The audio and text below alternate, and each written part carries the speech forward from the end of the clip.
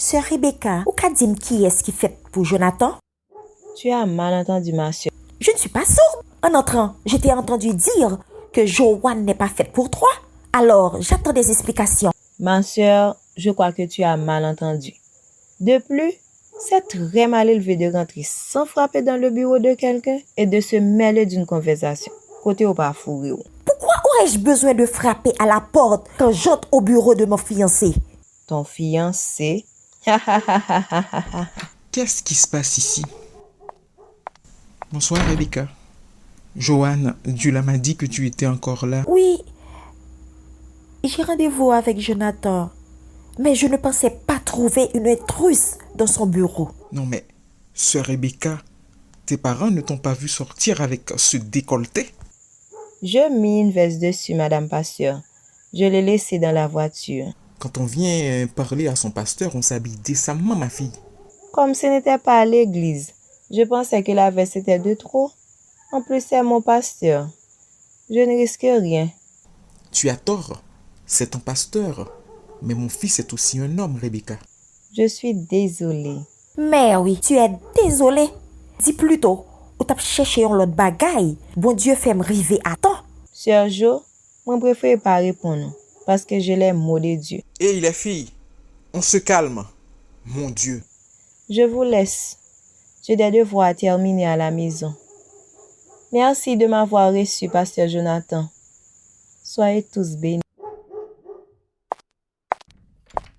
J'avais bien envie de mettre une bonne gifle à celle-là. Calme-toi, Joanne. La Bible nous dit que là où règne la jalousie et l'esprit de dispute, là aussi habite le désordre et toutes sortes d'actions indignes. Dis-moi, Jonathan, comment as-tu pu accepter que cette petite se présente ainsi dans le bureau de mon défunt mari? En fréquentant cette Miss Dollar, as-tu perdu le sens des valeurs? N'oublie pas que tu es le berger de l'Assemblée Chamar. Oh Seigneur, il faut que je me sauve. Mais tu ne vas pas bien, Jonathan. Non, ça va. Je viens avec toi. Pas question. Jonathan, je me suis déplacée pour avoir de tes nouvelles. Joanne, une prochaine fois. À plus tard.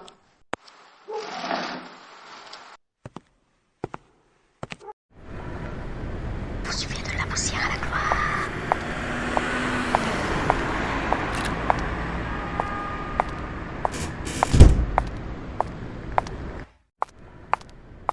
Oh chérie, qu'est-ce qu'il y a? Tu rentres comme un ouragan. Maman, dimanche prochain, je veux que tu invites Jonathan et sa mère à dîner. Je veux que cette invitation soit faite publiquement à l'église. Non chérie, une invitation à dîner doit se faire dans l'intimité. Tout le monde n'a pas besoin de savoir que pasteur Jonathan dîne chez nous. Il doit le savoir. Ils sont trop médisants dans cette église. Quoi? Tu pleures? Qu'est-ce qui s'est passé? Rebecca est allée raconter des mensonges à pasteur Jonathan sur mon compte. En pénétration bureau, j'ai attendu le reste et la conversation. Elle disait à Jonathan que je ne lui conviendrais pas.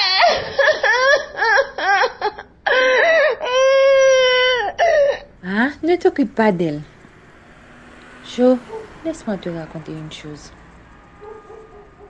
À l'époque où je devais épouser ton père, il y avait plusieurs candidates.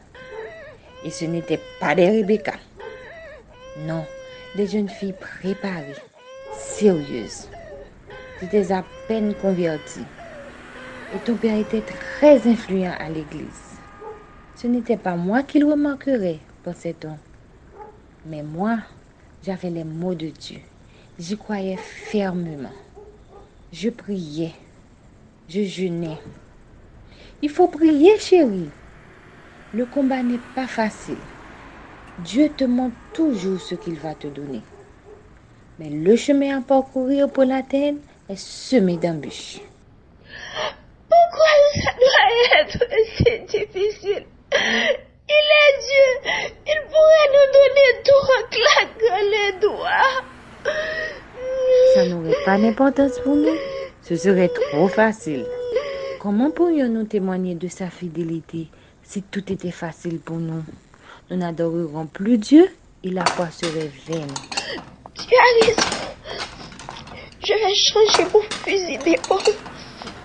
Je vais passer beaucoup plus d'heures à prier. Tu verras que pasteur Jonathan te fera sa demande en mariage sans contrainte.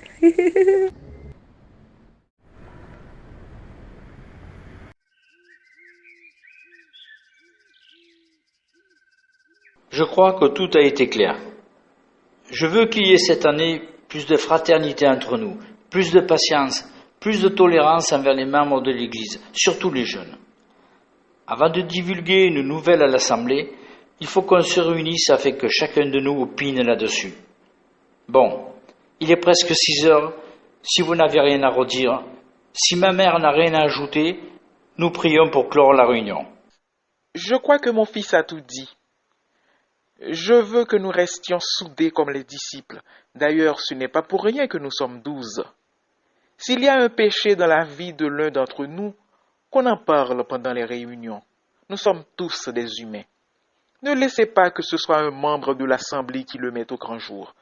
Car 1 Jean 1er, le verset 10 dit « Si nous disons que nous n'avons pas de péché, nous le faisons menteur et sa parole n'est point en nous. » J'aimerais avoir une église comme au temps de mon défunt mari Samuel Cadet. Je ne sens plus le mouvement du Saint-Esprit sur l'Assemblée. Dernière chose pour finir. Mon fils est resté veuf trop longtemps. J'aimerais que vous demandiez à Dieu de le remarier cette année. Amen. Merci maman. Mettons-nous debout pour prier.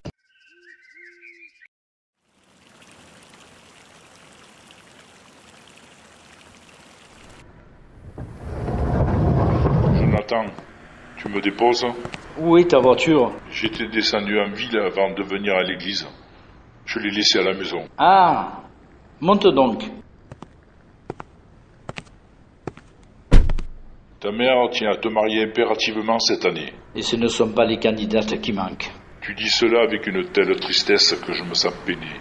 Dis-moi, tu n'es pas arrivé à oublier Ariane.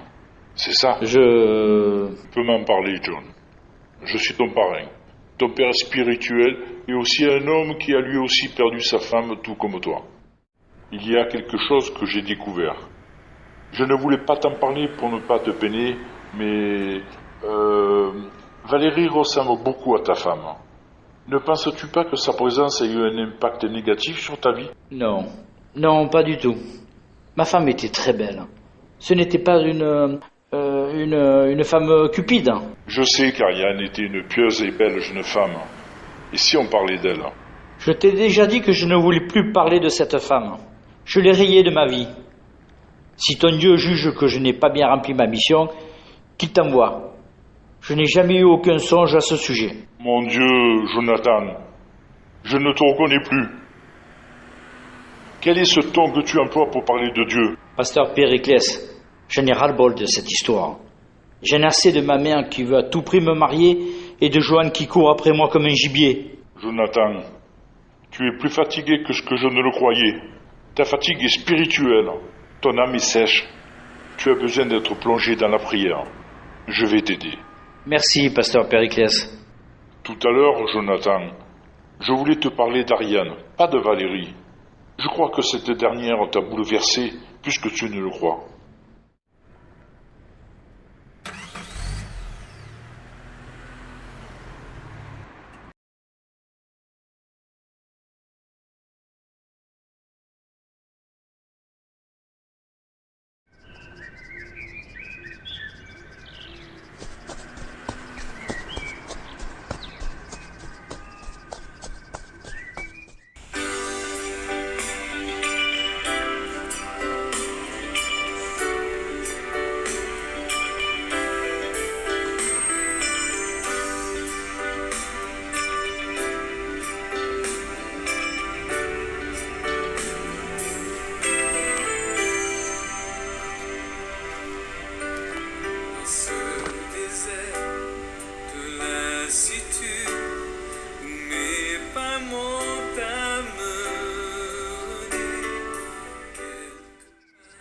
Que dois-je faire, Seigneur? Je me sens bouleversé. En me réveillant tous les matins, j'ai la gorge nouée. Même à la mort de ma femme, je n'ai pas ressenti cette douleur. Je n'ose l'avouer à pasteur Périclès. Je sens que cette Valérie est pour quelque chose.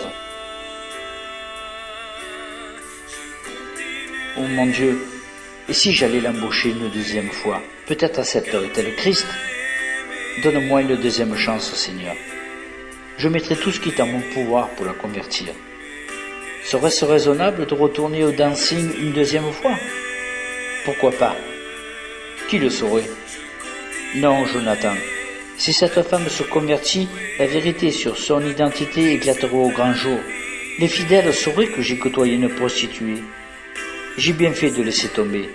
Cela ternirait ma réputation.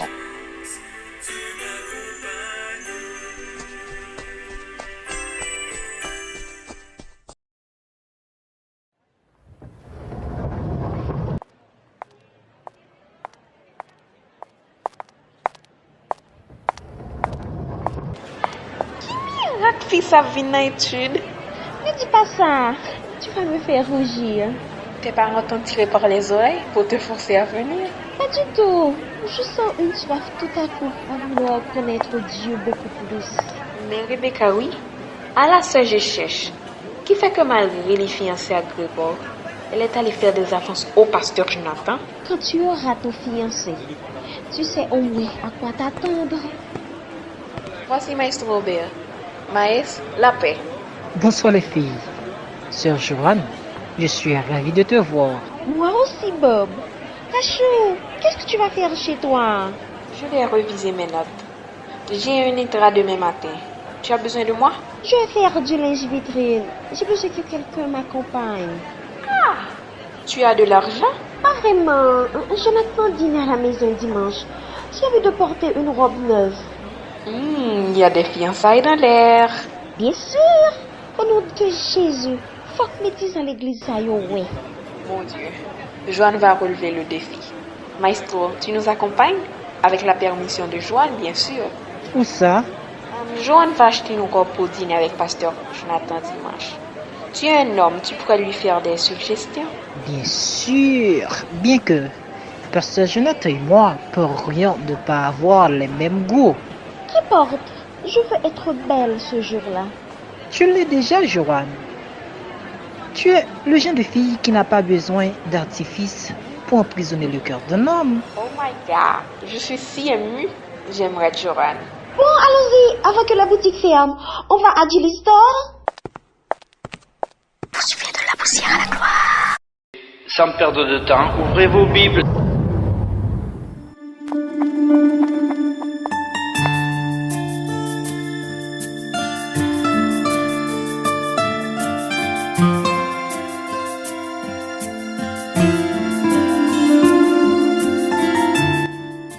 Valérie, j'avais quelque chose de très important à te dire. Je t'invite à entrer à mon bureau pour que je puisse prier pour toi. Mais bien sûr, Jonathan, pendant ces 30 jours, je n'attendais que ça. Accepter ton Dieu.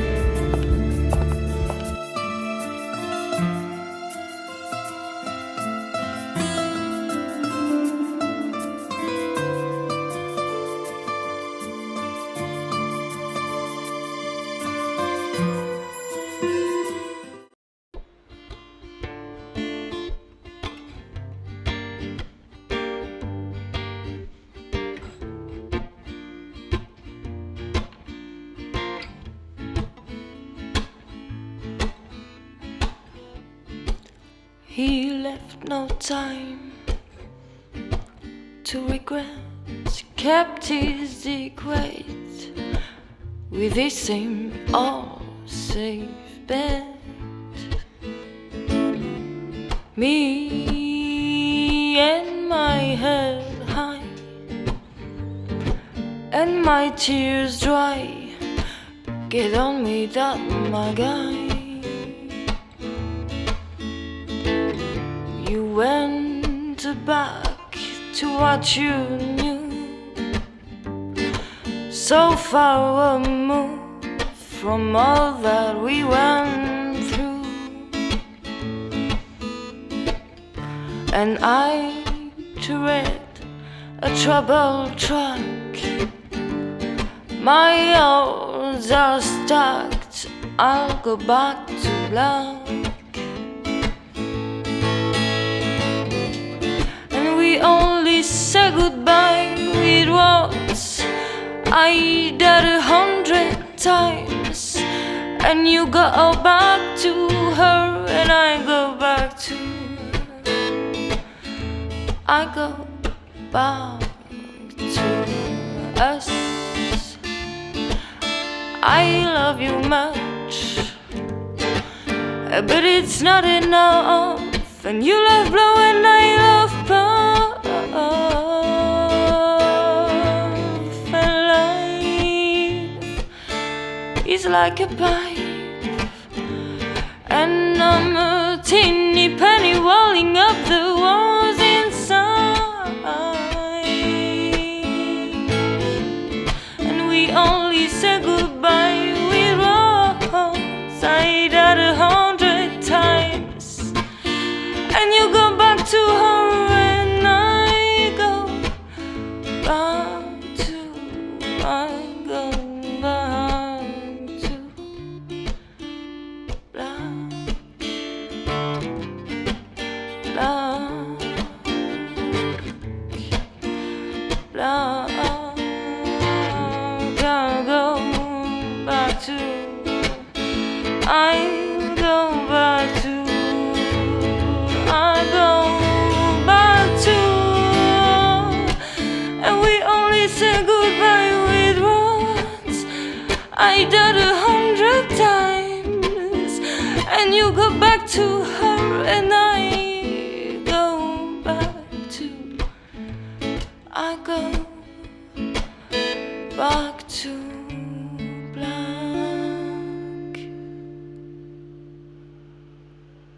Anywhere you go,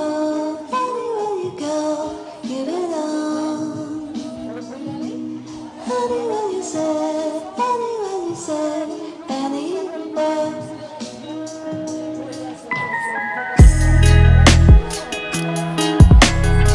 Comme je vous le dis, Monsieur Mario, c'est une fête qu'on organise, on a besoin que Valérie danse pour nous. Monsieur Henri, depuis un certain de temps, mes associés et moi avons décidé de ne plus laisser les filles aller chez les clients. Je comprends, mais ça va vous rapporter. Hein? Combien? 1000 gouttes. 1000 gouttes? Combien croyez-vous que Valérie me rapporte chaque soir? Je vous donne 1500 gouttes et je la ramène vers les 3 heures du matin. C'est tout peu. Ce n'est pas prudent. Donne-moi 2500 gouttes. Vous la ramenez à 6 heures du matin. Donc d'une pipe, 2500 gouttes pour 6 heures de temps, c'est presque... Écoutez, Monsieur Henri, personne ne vous force à donner ce fric. Sur cette scène, Valérie me rapporte beaucoup. Certains clients lui envoient de l'argent et vont même jusqu'à attacher un billet $20 pour arriver à toucher certains. Ouais, pour toucher un tételi, ils ont payé $20. Pas besoin de dire, ou même qu'à gagner pour 6 heures de temps. Ou qu'à toucher tout colis, fait sauver. Monsieur Henri, Valérie est une star. Les clients l'adorent. Pour elle, ils sont prêts à faire des folies. Je sais, mais 1500 gouttes. Bruno, combien vous gagnez? 1500 gouttes là, raide. Mettez 250 gouttes sur lui. Mettez 100 gouttes sur lui. On a le bureau. Faut que vous quittez un déposit. Tout bagage ça autour? Oui, c'est pour si un bagage arrivé. Avec les nanas comme Valérie, il va assurer ses arrières. Et... Combien de déposit là? C'est pour si vous t'apprends tête Valérie, pour les pas tourner. Moi investi en pile dans mesdames yo. Si Valérie part autant, fermez la boîte. Combien?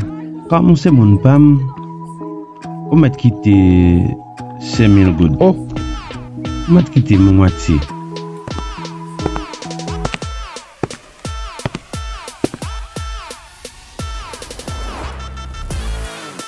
Qu'est-ce qui se passe, Mario? Jette un coup d'œil à l'entrée. Quoi? Jonathan?